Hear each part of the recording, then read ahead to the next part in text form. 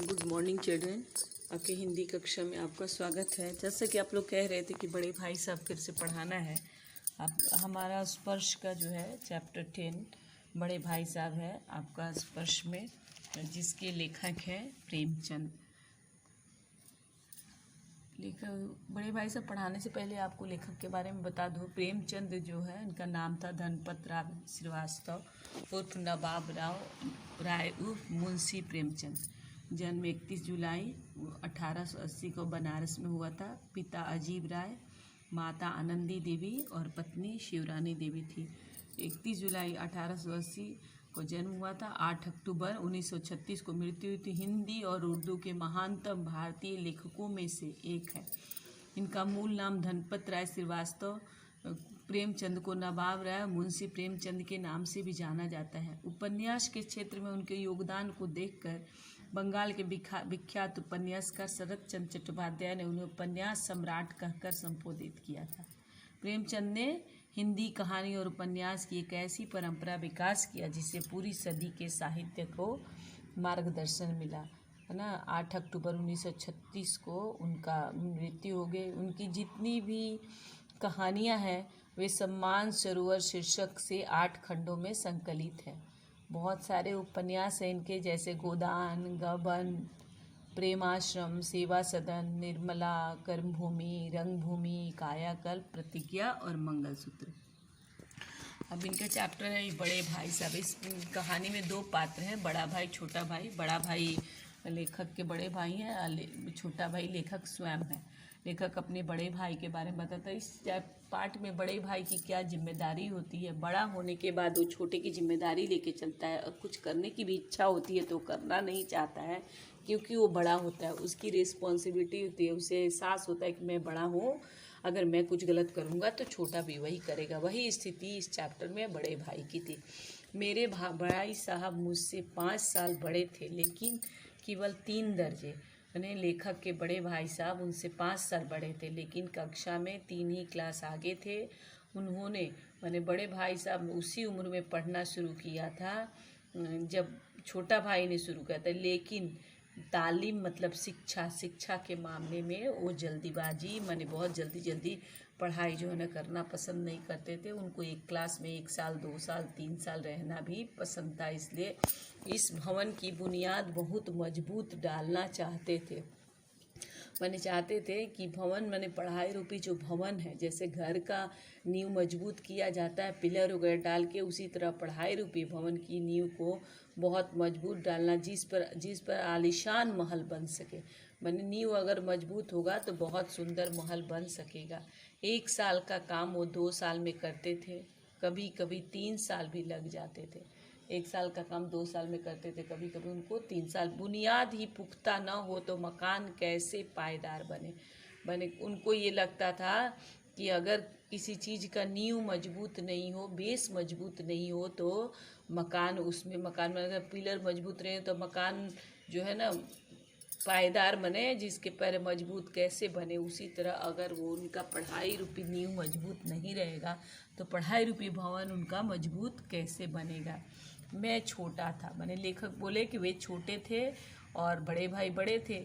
लेखक की उम्र 9 साल की थी और बड़े भाई 14 साल के थे। उन्हें मेरी तंबी मतलब डांट डपट, मैंने बड़े भाई को छोटे भाई का डांट डपट करने का, देख रेख करने का पूरा जन्म से ही मैंने उनको लगता था कि मैं बड़ा हूँ तो मुझे हर अधिकार जो है ना छोटा भाई का प्राप्त था। और मेरी शालीनता और बोलते थे उनकी समझदारी इसी में थी कि उनके हुक्म को कानून समझे। मैंने उनकी शालीनता इसमें थी कि जो भी हुक्म है उसको वो कानून समझे। वह स्वभाव से बड़े अध्ययनशील थे।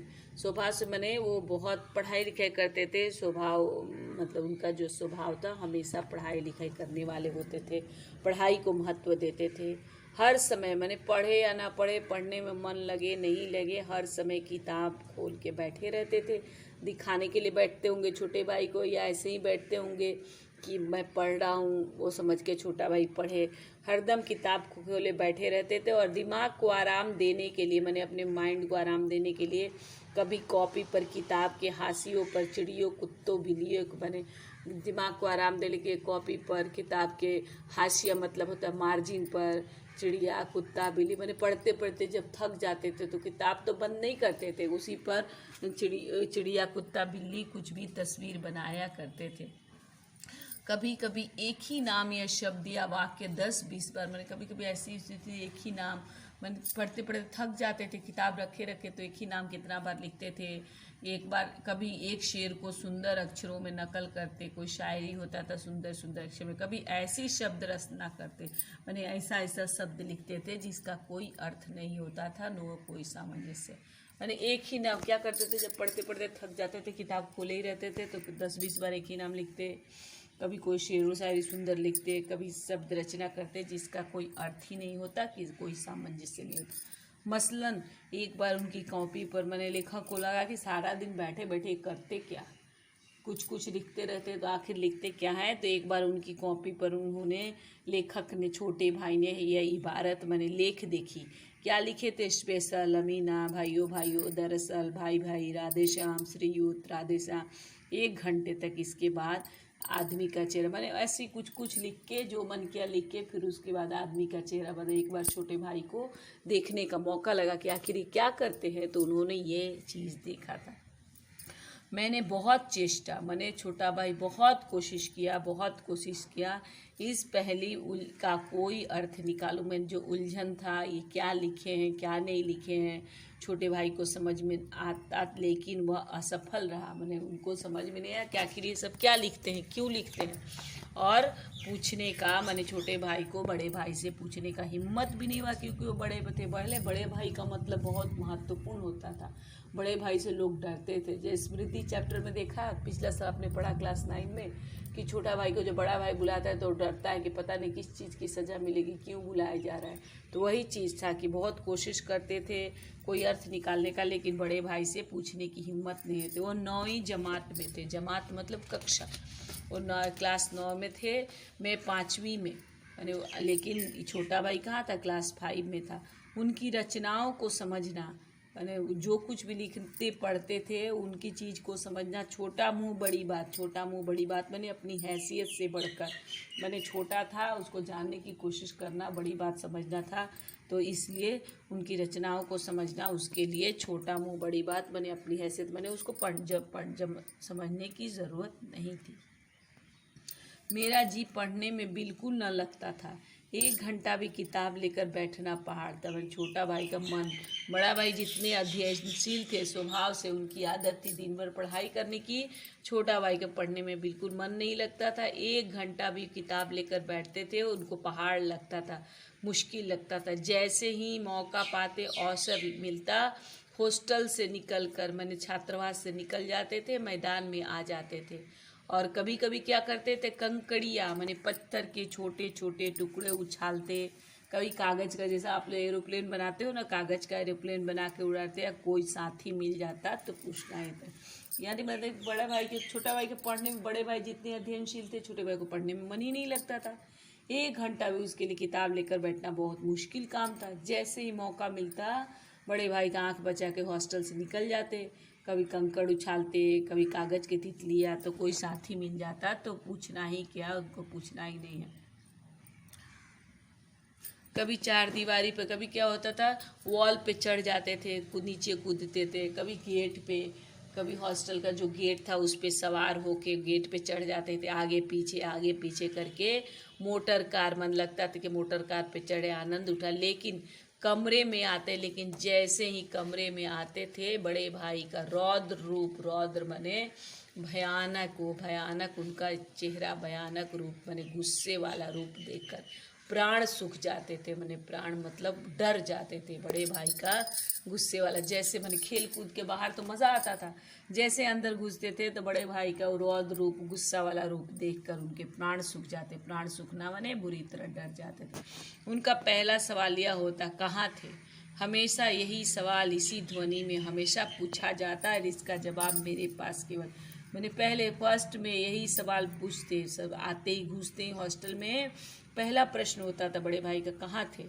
यही सवाल होता था, इसी ध्वनि में ऊंची आवाज़ में पूछते थे और छोटे भाई को डर लगता था बड़े भाई से, इसलिए जवाब नहीं दे पाते थे। केवल छोटा भाई चुप रहता था। न जाने मेरे मुंह से, मैंने छोटे भाई के मुंह से ये भी बात नहीं निकलती कि ज़रा बाहर खेल रहा था, कि मैं क्या कर रहा था, थोड़ा मैं बाहर खेल ही तो रहा था। मेरा मौन कह देता था, मैंने चुपचाप रहने से क्या होता है, कोई कुछ बोलता है चुपचाप सुन लो, इसका मतलब है कि मैंने अपना गलती स्वीकार कर लिया है। वो भी चुपचाप खड़े रहते थे, तो लगता है चुपचाप खड़े रहना मैंने उनको उनकी गलती स्वीकार है। और भाई साहब के उनके सिवा और कोई इलाज न था, तो भाई साहब के लिए वो कुछ कर भी नहीं सकते थे, जवाब भी नहीं दे सकते थे, इसलिए चुपचाप खड़े रहते थे। स्नेह और रोष मिले हुए शब्दों से मेरा समझ, भाई साहब के पास कोई उपाय नहीं था। प्यार और गुस्सा से मिला हुआ शब्द से लेखक का सत्कार करते थे। मैंने लेखक को बहुत डांट डपट लगती थी, इस तरह से करके लेखक डांटते रहते थे लेखक के बड़े भाई, लेकिन वो खेलना नहीं छोड़ते।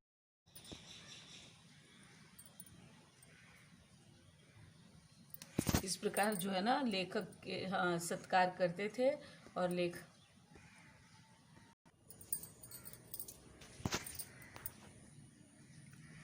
बड़े भाई साहब उसका स्नेह और रोष से स्वागत करते और फिर बोलते थे। फिर उनकी उपदेश माला, मैंने उपदेश देने में बहुत निपुण थे, उपदेश माला शुरू हो जाती। इस तरह अंग्रेजी पढ़ोगे तो ज़िंदगी भर, मैंने बोलते कि इस तरह तुम अंग्रेजी पढ़ोगे तो ज़िंदगी भर पढ़ते रहो। एक हर्फ, मैंने जैसे तुम खेल कूद करके पढ़ रहे हो, ज़िंदगी भर पढ़ते रहो, ये अक्षर भी ना आए। अंग्रेजी पढ़ना कोई हंसी खेल नहीं है, जो चाहे, मैंने अंग्रेजी पढ़ना कोई हंसी खेल का काम नहीं है, जो चाहे पढ़ ले। नहीं तो ऐरा गहरा नत्थु खैरा सभी यानी कि अंग्रेजी पढ़ने के लिए तुम आए हो, इतना हंसी का काम नहीं है। अगर अंग्रेजी पढ़ना हंसी का काम रहता तो ऐरा गहरा नत्थु खैरा ये मुहावरा है, मतलब बेकार का आदमी, सभी अंग्रेजी के विद्वान हो जाते। यहाँ रात दिन आंखें फोड़नी पड़ती है और खून जलाना पड़ता है। मैंने कह रहे हैं बड़े भाई साहब उनको नसीहत दे रहे हैं, राय दे रहे हैं कि अंग्रेजी पढ़ने के लिए रात भर खून जलाना पड़ता है, मतलब कड़ी मेहनत करनी पड़ती है, तब कहीं जाकर अंग्रेजी पढ़ने को आती है। और कहने को क्या आती है, मैंने ऐसे बड़े बड़े विद्वान, मैंने बहुत बड़े बड़े विद्वान भी, बहुत बड़े बड़े पढ़े लिखे लोग भी शुद्ध अंग्रेजी नहीं लिख सकते हैं, बोलना तो दूर।